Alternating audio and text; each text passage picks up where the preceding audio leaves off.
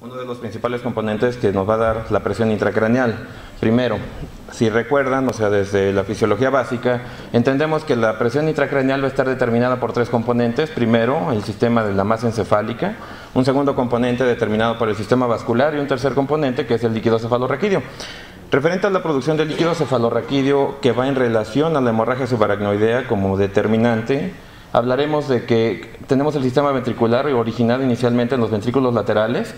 Posteriormente pasaría la circulación al tercer ventrículo a través del agujero de Monroe, posteriormente hasta el cuarto ventrículo a través del acueducto de Silvio, posteriormente circula por todo el espacio subaracnoideo, líquido cefalorraquídeo, para tener una reabsorción en el seno sagital superior a través de las granulaciones aracnoideas. Obviamente la velocidad de producción va a variar dependiendo de cada paciente, alrededor de 500 mililitros por hora, de 500 mililitros por día, 20 mililitros por hora. Por un lado. Por otro lado, un punto clave, si estamos hablando de hemorragia subaracnoidea, debemos de entender que es un sangrado de tipo arterial. Ese es un concepto vital para el tema. Si estamos hablando de una hemorragia de tipo subdural, estamos hablando de una patología de tipo venosa. Ahora, ¿qué cambios podríamos considerar? Siempre que hablamos de cambios relacionados al embarazo, en el sistema nervioso central tal vez hablamos de cambios emocionales únicamente. Sin embargo, un cambio interesante publicado desde el año 2002 nos habla en relación al tamaño de la masa encefálica en personas embarazadas sanas y en pacientes preeclámpticas. Obviamente, algo que podemos criticarle a este estudio es que es un número muy reducido de pacientes. Primero, tendríamos un grupo sano, un grupo control y un grupo de pacientes preeclámpticas a las que les fueron realizando resonancias magnéticas a lo largo de toda la gestación hasta después de. ¿Y qué fue lo que hicieron? Primero, por un lado vemos cómo, bueno, esta es una resonancia magnética, es una secuencia T1, es una variabilidad de que hay, es un corte sagital. ¿Qué es lo que hicieron? Aislaron la masa encefálica mediante técnicas de sustracción digital para transformarla en esto. Posteriormente, lo mismo hicieron con el sistema ventricular en un corte axial y aislaron el sistema ventricular mediante técnicas de sustracción digital. Posteriormente, compararon las imágenes a lo largo del tiempo, es decir, si yo les digo qué diferencia encuentran en esta imagen marcada con la letra A en relación a la imagen de la letra B, corresponde a la misma paciente pero en diferentes periodos de la gestación. Primero, podríamos ver tal vez, si somos muy meticulosos y ahora que ya conocemos el resultado del estudio, es que el tamaño ventricular aumentó ligeramente, ¿sí? Y lo único que hicieron fue poner una imagen sobre otra y valorar las diferencias que había en los espacios, primero de la masa encefálica y segundo del tamaño de los ventrículos. ¿A qué conclusiones llegaron? Primero, encontraron que la masa encefálica comenzaba a disminuir conforme progresaba el embarazo, teniendo una disminución máxima en el momento del nacimiento. Posteriormente, la masa encefálica, el tamaño del encéfalo, volvía a su tamaño normal hasta un periodo después de 6 meses. ¿Qué pasó con el tamaño ventricular? El tamaño de los ventrículos comenzó a aumentar hasta llegar a un pico máximo al momento del nacimiento y posteriormente comenzó a descender. Tal vez estos son cambios que muy pocos tomamos en consideración. Eso, el anterior era en pacientes normales. En las pacientes preeclámpticas ocurrió exactamente lo mismo. ¿Qué fue lo que pasa o lo diferente que podemos ver? Que la captaron al momento del nacimiento, una paciente preeclámptica. Pero es exactamente el comportamiento del encéfalo. Después del nacimiento volvió a aumentar el tamaño de la masa encefálica y el sistema ventricular comenzó a disminuir. Tal vez este estudio no puede ser concluyente, dado que es un número muy limitado de pacientes. Tal vez faltaría tener un poco más de control referente a las variables, referente al número de tomas que se está realizando y ser un poquito más equitativos en esto, pero es un dato un poco relevante en la paciente embarazada. Segundo cambio relevante, primero, en relación al flujo sanguíneo cerebral, mientras en una persona normal, no embarazada, ocurre alrededor de los 60 mililitros por cada 100 gramos de tejido cerebral por minuto, en este estudio un poco más reciente, valoraron exactamente lo mismo, primero a través de Doppler, pacientes sanas y los fueron agrupando en base al trimestre de gestación. Un total de 210 pacientes, en esta imagen vemos las características de todos los pacientes. ¿Y cuáles fueron los resultados de la medición de flujo? Primero, el flujo en la arteria carótida interna, conforme fue progresando el embarazo, comenzó a aumentar. Primer dato. Segundo, el flujo sanguíneo cerebral global, lógicamente, si aumentan las dos arterias carótidas internas, que son de las principales que aportan el flujo sanguíneo, obviamente el flujo sanguíneo cerebral global tiende a aumentar también.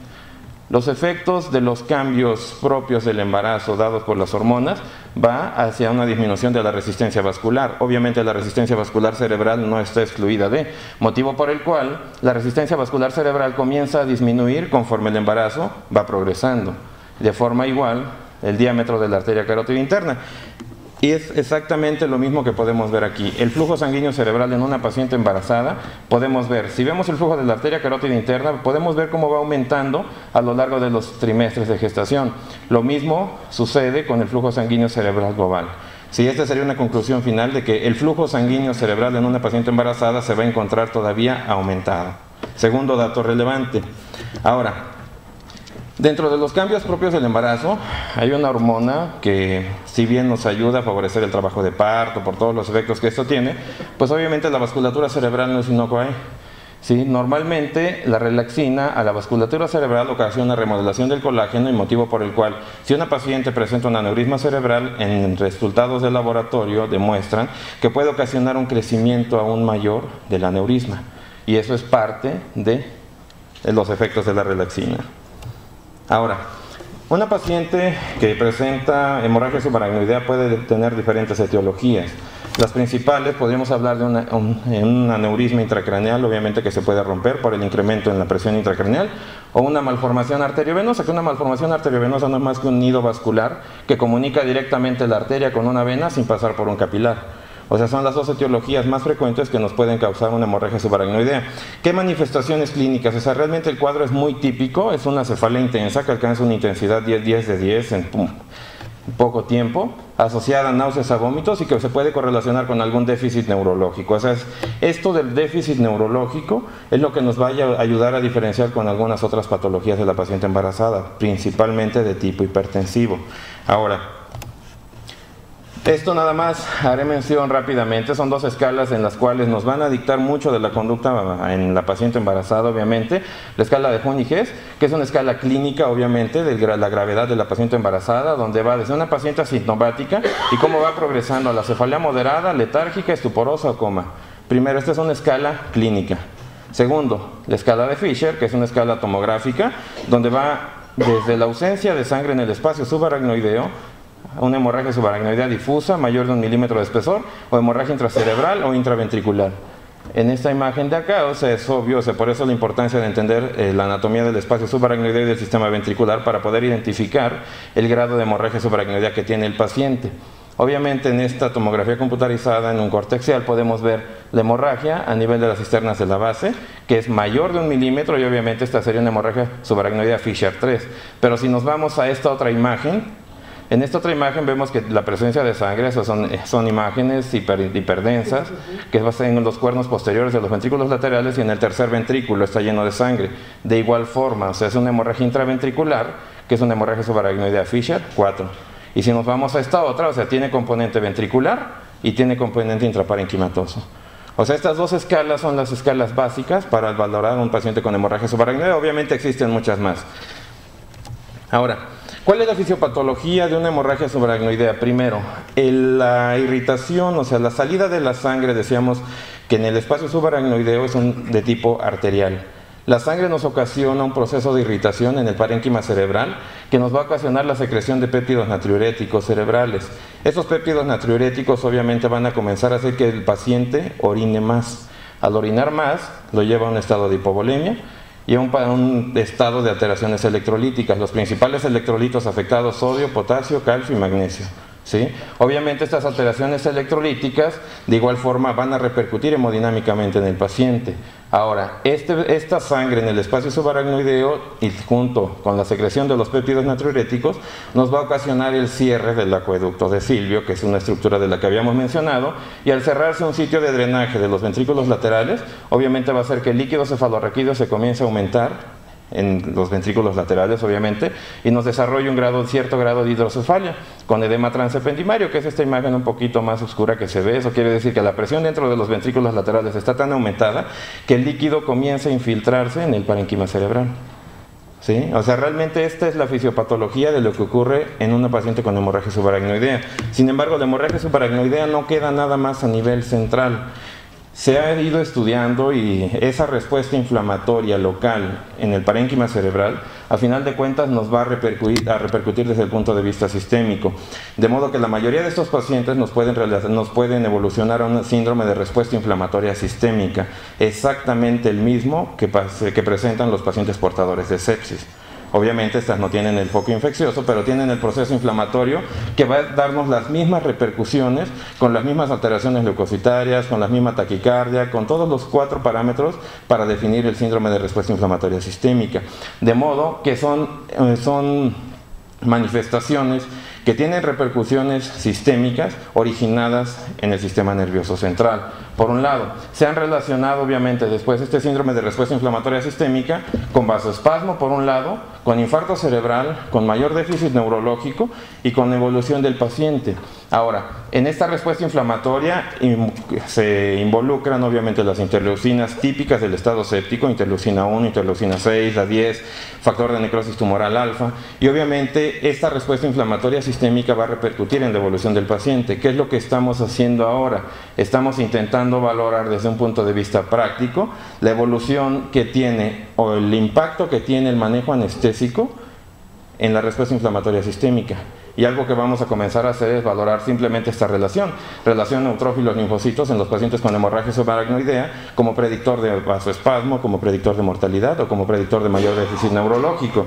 Ahora, por otro lado, decíamos que la sangre en el parénquima cerebral es una zona de irritación, ¿sí? Y obviamente no es raro ver alteraciones electrocardiográficas en los pacientes portadores de hemorragia subaracnoidea.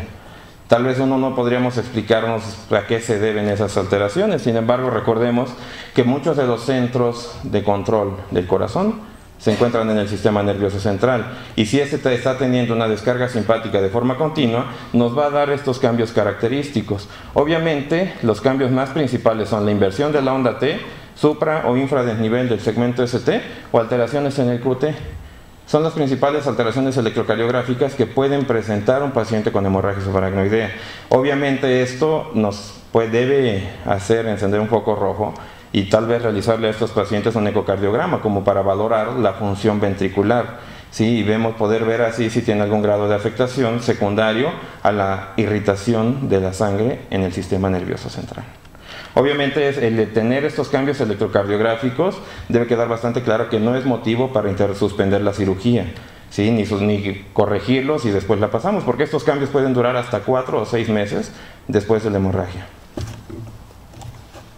Ahora, empieza la parte un poquito más interesante en relación al manejo anestésico. O sea, realmente, ¿qué es lo que nosotros debemos evitar en una paciente embarazada? Primero, debemos evitar que esa paciente que acaba de sangrar vuelva a tener un resangrado. ¿Por qué? Porque el hecho de que una paciente resangre habla de que nos empeora el pronóstico, nos aumenta la mortalidad y quedan con un mayor déficit neurológico. ¿Qué evidencia tenemos al respecto? Primero, este estudio es un poquito viejo, de Stroke. Obviamente aquí nos hablan de la frecuencia del resangrado después de una hemorragia subaracnoidea. Podemos ver aquí en este estudio, valoraron a los pacientes desde el ingreso al hospital hasta 24 horas después del evento de hemorragia subaracnoidea inicial. Aquí los dividieron en 2 grupos, aquellos que fueron transferidos directamente o aquellos que pasaron por un hospital de referencia. Primero, ¿qué datos son relevantes? Son alrededor de 273 pacientes. Primero, están relacionados 37 a resangrado. Hablamos de alrededor de un 13% de probabilidades de que un paciente resangre. Segundo, el resangrado está asociado a una escala de Hunning-Hest elevada, es decir, una escala clínica, o sea, pacientes estuporosos o pacientes comatosos tienen mayores probabilidades de resangrar. Tercero, aquellos que tienen hipertensión intracraneal, hemorragia intraventricular o un hematoma subdural tienen mayor frecuencia de resangrado. Y por último, un dato relevante, de los 37 pacientes que resangraron, el 50% falleció en el segundo resangrado. De ahí la importancia de prevenir, dentro de las medidas, evitar el resangrado. Segundo, aquí en esta tabla, de los pacientes que resangraron, los dividieron las horas en las que resangraron. Y como pueden ver, el 77% de los pacientes resangraron en las primeras 2 horas de ingreso al hospital. Es decir, que las primeras 2 horas son los puntos claves en las que nosotros debemos actuar, implementando todas las medidas para evitar el resangrado. Ahora, obviamente aquí nos vemos relación lo mismo. Aquí intentaron correlacionar las cifras de presión arterial que presentaban los pacientes que resangraban y encontraron que era estadísticamente significativo a partir de una presión arterial sistólica mayor a 160 milímetros de mercurio. Y este es un dato clave porque las guías actuales de hemorragia subaracnoidea implican esta cifra de presión arterial sistólica como límite para evitar el resangrado en estos tipos de pacientes. Segundo, en este otro artículo un poquito más reciente, podemos ver que la muestra es un poco mayor, son alrededor de 500 pacientes. Valoraron precisamente el resangrado y los factores asociados. De estos 492 pacientes podemos ver que 38 resangraron. Nuevamente corroboramos lo mismo, una escala de Jünig de 4 y de 5, fueron los que más resangraron. Un grado de Fisher elevado se asoció de igual forma a resangrado. ¿Qué nos habla de interesante? Esto se vuelve a repetir. En las primeras 2 horas, el 74 de los pacientes resangró. Ahora, acá viene la parte que nos toca. Sí, realmente en la parte de la anestesiología estuvo involucrada en ese resangrado. Sí, tal vez no fue la más importante, pero se encuentra dentro de. Ahora, en este otro artículo valoraron los predictores, algunos predictores asociados con el resangrado. Obviamente fue una muestra todavía mayor. El resangrado fue tal vez más bajo, en el 6.9% de los pacientes, 40%, y obviamente encontraron una relación del resangrado con la presencia de sangre intraparenquimatosa o sangre intraventricular, es decir, entre mayor sea el grado de sangrado que inicial, mayor probabilidades de que tengan un segundo resangrado. Ahora, aquí volvieron a corroborar la escala de Jünig por grados con el tamaño del aneurisma y encontraron que el riesgo de resangrado es mayor mientras mayor sea el tamaño del aneurisma y mayor sea la escala de Jünig que presentó el paciente a su ingreso al hospital. Con esto, ¿a qué conclusiones podemos llegar? Primero, que el resangrado está asociado a mal pronóstico. Alrededor del 50% de los pacientes que resangran fallecen en el segundo resangrado. Segundo, la escala de Jünig, la escala de Fisher elevados, el tamaño del aneurisma, la presión arterial sistólica y las 2 horas transcurridas después del evento inicial son los principales factores que se encuentran relacionados con el resangrado. Obviamente la mortalidad se encuentra mucho más elevada, ya vimos que alrededor del 50%. ¿Qué recomendaciones nos da en esta guía del año 2012, que realmente son las vigentes? Primero, controlar la tensión arterial para disminuir el riesgo de sangrado, pero manteniendo la presión de perfusión cerebral. O sea, obviamente la presión de perfusión cerebral la obtenemos de la presión arterial media menos la presión intracraneal. Segundo, la recomendación de mantener la presión arterial sistólica menor a 160 milímetros de mercurio. Esto aplica en general, como una medida más para evitar el resangrado. Hay quienes indican estos 2 medicamentos. Sin embargo, actualmente se dice que un aneurisma pues, es una urgencia absoluta. Y por lo tanto no deberíamos de programar decir que hasta después de 3 días la vamos a someter al procedimiento. Entonces, esto está un poquito en duda actualmente. Ahora, ¿qué más nos agregan estas que son las guías europeas que salieron un año después? Tal vez con lo anterior quedaría bastante claro, pero esto nos agrega todavía algo más. Evitar que la paciente tenga cualquier evento que pueda incrementar la presión intracraneal. Para ello hablan del reposo, sí, hablan de reposo, del uso de laxantes, ¿sí? De cualquier otra medida que nos pueda evitar un aumento en la presión intracraneal. Con esto, pues inicialmente lo que nos decía el doctor Muñoz, el estado anestésico tal vez ya pasó de moda. Nos hablaba de diferentes componentes, pero una forma importante de evitar esos aumentos de la presión intracraneal es durante una anestesia basada en la analgesia, únicamente con el nivel necesario de hipnosis, y para eso tenemos diferentes tipos de monitores. Ahora, esto es el mismo estado anestésico, pero revolucionado, dividido en componentes que se integran en la corteza cerebral y componentes que se integran a nivel subcortical.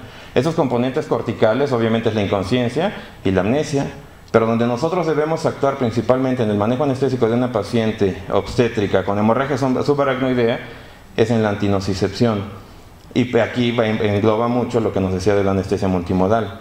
El hecho de que sea una paciente obstétrica no implica nada más de dar anestesia regional, también implica la perfusión de cualquier otro medicamento encaminado a disminuir la respuesta inflamatoria, y más aún en estos pacientes con hemorragia subaracnoidea, que la respuesta inflamatoria sistémica es parte de la fisiopatología ¿sí? Entonces realmente hablar de una técnica anestésica no podríamos recomendar ninguna, simplemente que la técnica anestésica que elijan tenga completamente bloqueado el estímulo nociceptivo para evitar aquellos factores que nos puedan incrementar la presión intracraneal. Segundo, Referente al control de la glucosa, pues existe un sinnúmero de artículos que nos hablan del mal pronóstico que tienen los pacientes que cursan con hiperglucemias. ¿Sí? Obviamente se ha relacionado a una mayor mortalidad, mayor déficit neurológico, daño neuronal difuso.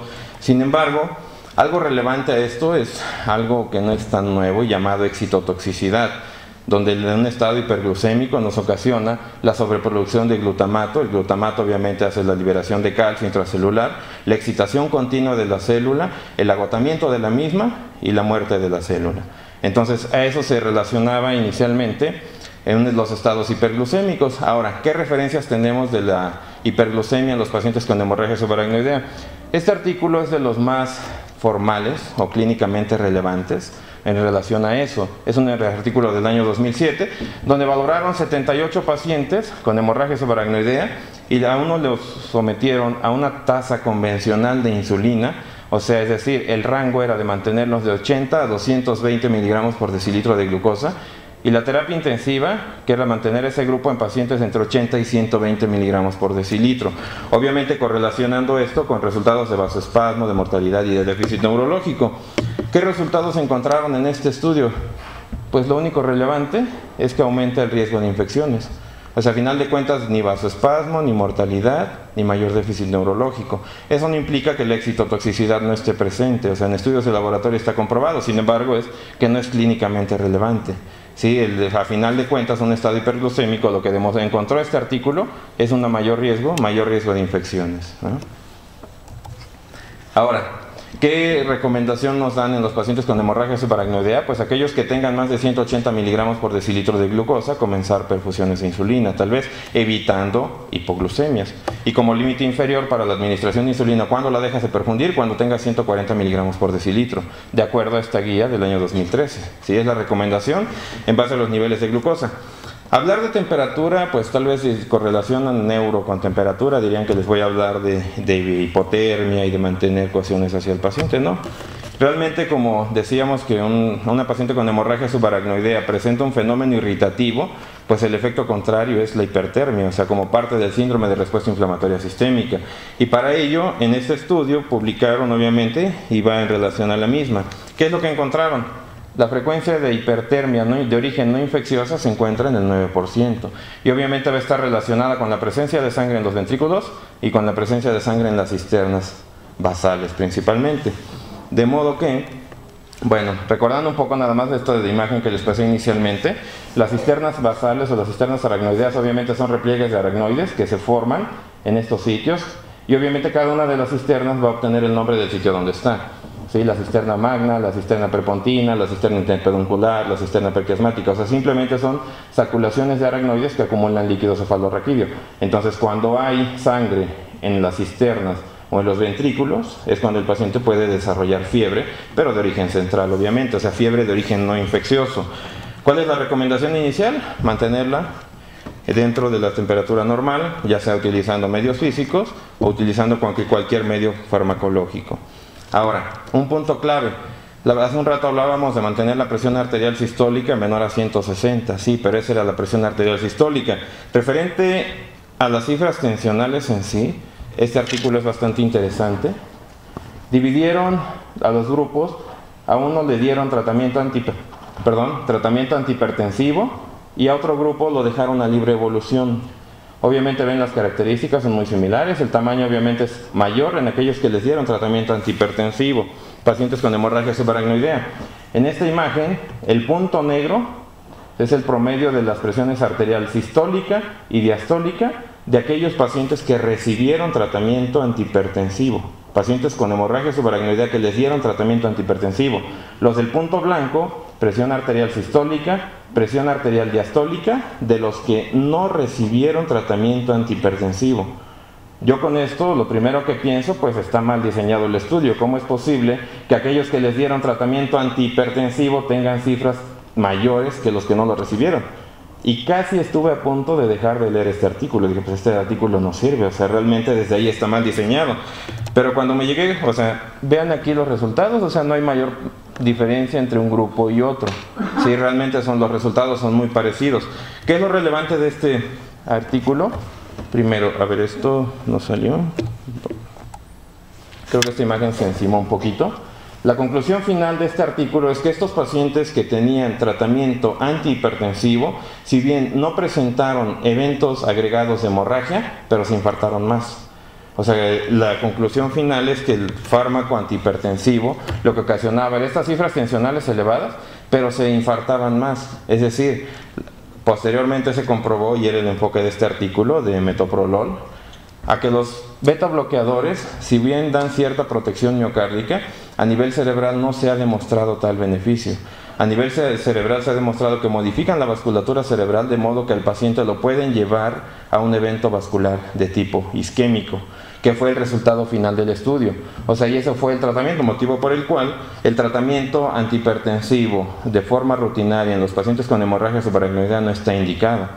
La evolución normal es que un paciente esté taquicárdico, esté hipertenso, pero no que amerite utilizar beta bloqueadores por este estudio, dado que no baja las cifras tensionales, pero sí puede incrementar el riesgo de infarto cerebral con el uso de los beta bloqueadores. ¿Sí? Ahora, ¿cuáles son las recomendaciones de estas guías europeas? La presión arterial sistólica seguimos conservándola debajo de 160 milímetros de mercurio. Para ello hablan del uso de nimodipina, de la que vamos a hablar un poquito más adelante. Si la presión arterial sistólica sigue siendo alta a pesar de estos tratamientos, se debe considerar un efecto todavía mayor. ¿Qué tanto debemos de disminuir? No más del 25% en relación a la basal. Por último, si la presión arterial disminuye, la presión arterial media debe mantenerse mínimo de 90 milímetros de mercurio. Este es un punto clave. En el momento en que nosotros realizamos una inducción anestésica y la presión arterial media se nos cae debajo de 90, este tipo de pacientes puede evolucionar a un evento isquémico, de revolucionarnos a un infarto cerebral. Entonces, de modo que el límite superior es la presión arterial sistólica de 160 milímetros de mercurio y el límite inferior es de 90 milímetros de mercurio, la media. ¿Sí? Ahora, hablar un poquito de las complicaciones asociadas a los pacientes con hemorragias subaracnoideas. Se le ha dado mucho énfasis al uso de vasoespasmo y la isquemia cerebral que pueden presentar este tipo de pacientes a lo largo de su evolución. ¿Qué hay al respecto? Inicialmente, todos tal vez revisamos en algún tiempo la famosa terapia triple H. Desde el momento a los pacientes se los sobrecargaba hídricamente para obtenerlos en hipervolemia, en hemodilución y en hipertensión. Sin embargo, esto ya está bastante claro, que de los tres componentes, el único componente que sirve es la hipertensión. Ni la hipervolemia ni la hemodilución han demostrado mayor efecto. De modo que es la única que sigue vigente hasta el momento, la hipertensión con euvolemia. Y esto es lo que nos correlaciona aquí, o sea, esto de administración de líquidos tal vez se toque un poco más a fondo mañana, donde ya se vería un poco más la reanimación guiada por objetivos. Ya actualmente utilizar balance de líquidos en un paciente, o sea, durante el transanestésico, les diría que es algo bastante obsoleto y ya lo verán el día de mañana por qué. Y lo mismo aplica para la paciente embarazada, de modo que de la terapia triple H lo único que se puede seguir utilizando es la hipertensión. Presiones arteriales medias mayores a 90 milímetros de mercurio, como nos está recomendando la guía. Segundo, se han utilizado de igual forma para evitar el vasoespasmo, la isquemia cerebral, diferentes tipos de fármacos, hablando de las estatinas, hablando tal vez del magnesio, del calcio, de los bloqueadores del calcio, ¿sí? Las estatinas se ha demostrado que sí tienen efecto marcado, o sea, de protección cerebral. Sin embargo, necesita la paciente estarlo tomando alrededor de 30 días antes del evento. O sea, eso se me hace un poquito ilógico, porque ¿quién va a querer comenzar a tomar su atorvastatina 30 días antes de que le vaya a dar un evento vascular? ¿Sí? Sin embargo, se ha demostrado que las estatinas, aquellos pacientes que ya las están tomando por alguna dislipidemia, sí les da cierto grado de neuroprotección. Hablando de las estatinas, ahora, ¿qué pasa con el magnesio? El magnesio de igual forma se ha intentado estudiar si es realmente un neuroprotector o no. ¿Qué es la conclusión final? La conclusión final es que el magnesio da neuroprotección, pero a corto plazo, es decir, mientras lo estás administrando. En el momento en que el magnesio lo suspendes y vuelven a equilibrarse el nivel de magnesio, el efecto neuroprotector desaparece. ¿Sí? Y al final de cuentas es el resultado final de este resultado de la infusión de magnesio como neuroprotector. De modo que actualmente magnesio en hemorragia subaracnoidea no tiene un sustento tal vez basado en evidencias clínicamente relevante. Para el manejo del vasoespasmo obviamente se ha hablado de milrinona. La milrinona se ha demostrado que sí rompe el vasoespasmo. Sí es un fármaco efectivo para el manejo del vasoespasmo. ¿Cuál es el problema? Que a pesar de que se rompe el vasoespasmo, el resultado neurológico es el mismo. El paciente queda con el mismo déficit neurológico, que si le hubieras o no puesto milrinona. ¿Mejor el flujo sanguíneo? Sí, pero el resultado es el mismo. Lo único que se ha demostrado actualmente para el manejo del vasoespasmo, para la neuroprotección en pacientes con hemorragia subaracnoidea es el uso de nimodipino. Ese sí está sustentado científicamente, pero ojo, es nimodipino vía oral, única y exclusivamente, y no es tanto por el efecto vasodilatador que tenga, porque el número necesario a tratar para vasodilatación es de 19:1, ¿sí? De modo que es un número necesario a tratar bastante elevado para este tipo de pacientes. Entonces el efecto del nimodipino como neuroprotector está más encaminado a disminuir la morbilidad neuronal y no tanto a la vasodilatación del paciente, ¿no? Ahora, ¿cuáles son las conclusiones de esta guía? Primero, ¿la nimodipina vía oral se puede administrar a todos los pacientes con hemorragia subaracnoidea de origen aneurismática? Sí. En la paciente embarazada se debe de tener precaución con las semanas de gestación en la que se administra, dado que está confirmado sus efectos teratogénicos. Segundo, no se recomienda ni la hipervolemia profiláctica ni la angioplastía con balón ante la aparición de vasoespasmo angiográfico. Y el Doppler transcranial que se debe de estar realizando como seguimiento a estos pacientes para valorar el flujo sanguíneo que están teniendo a lo largo de la evolución durante su estancia hospitalaria. En conclusión, ¿qué podemos decir? La hemorragia subaracnoidea va a ser una patología neurológica que va a tener repercusiones sistémicas. Eso quiere decir que la paciente puede presentarse como un síndrome de respuesta inflamatoria sistémica y por lo tanto se le debe de dar un manejo como tal. Segundo, conocer la fisiopatología nos va a ayudar a entender el objetivo del manejo. Tercero, la técnica anestésica ideal debe de ser basada en analgesia. Tal vez si ustedes me preguntan cuál es la técnica ideal, no podríamos dar una técnica específica, necesitaríamos saber el grado de Hund y Hess de la paciente, el grado de hemorragia subaracnoidea por escala de Fisher y dependiendo de los laboratoriales de cómo se encuentre clínicamente para decidir la técnica anestésica. Obviamente no va a estar contraindicada una u otra, sino entender la fisiopatología de la hemorragia para entender el manejo y de entender que debemos de conservar la presión de perfusión cerebral sin tener presiones arteriales sistólicas mayores a 160 milímetros de mercurio como es las que vimos. Y por último, a la administración de fármacos depende del binomio. Todos los fármacos para pacientes con patología neurológica o la mayoría tienen efectos teratogénicos. Llámese anticonvulsivantes, llámese nimodipino, llámese todos los bloqueadores de canales de calcio. O sea, pueden tener ciertos efectos dentro de. La finalidad es valorar qué riesgo-beneficio tiene, cuántas semanas de gestación tiene y qué tan afectado y qué tanto beneficio le van a dar a esos pacientes. ¿Sí? Muchísimas gracias.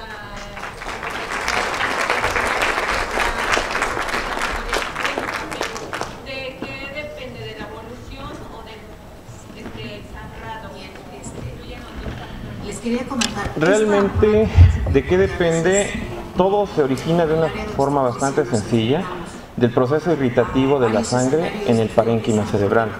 Obviamente depende de la cantidad de sangre que se encuentre dentro del parénquima, por un lado. Por otro, de la cantidad de sangre que se encuentra en los ventrículos laterales y de la cantidad de sangre en las cisternas basales. Obviamente son los tres principales factores que nos van a dictaminar el grado de respuesta inflamatoria con la que puede evolucionar la paciente, por un lado. Ahora, de la evolución también depende porque el paciente normalmente está taquicárdico e hipertenso. Pero eso no quiere decir que la administración con líquidos va a ser restringida, porque al final de cuentas, como revisamos en la fisiopatología, son pacientes que van a estar hipovolémicos y de igual forma se tienen que reanimar como un paciente en síndrome de respuesta inflamatoria sistémica. Pero en resumen va en relación a la cantidad de sangre en el espacio subaracnoideo, ventrículos laterales y cisternas basales. Nosotros sí nos hemos enfrentado a un escenario clínico de estos y hay que saber manejar, como ustedes pudieron ver, no es fácil el neuro ni el manejo de los pacientes. Muchas veces son pacientes, digamos, diagnosticadas y ahora no sé si tengan alguna pregunta. Otras ya tienen el diagnóstico porque ya se rompió el aneurisma, ¿no? Y el nimodipino, en ese caso, si funciona y se lo damos al momento que se anunció a pasar cirugía. O sea, hoy a las pacientes que están programadas iniciando, o sea, tienen el mismo efecto. Si sabemos que ya va a pasar, se lo podemos así indicar al momento. Primero, obviamente estas pacientes, como les decía, igual a las estatinas, pues creo que nadie sabe en qué momento nos va a dar algún evento vascular de este tipo como para comenzar a tomar desde días previos nimodipino, ¿no? Ahora, si es una paciente programada, ¿lo puedes comenzar a dar? Sí.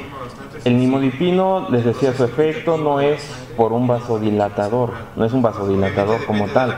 Sí vasodilata, pero el efecto es muy corto, alrededor de 5 a 10 minutos. Sin embargo, el efecto como tal es la neuroprotección que nos da, ¿sí? Al disminuir la movilidad neuronal, al disminuir el consumo metabólico de oxígeno. O sea, son las medidas por las cuales actúa el nimodipino.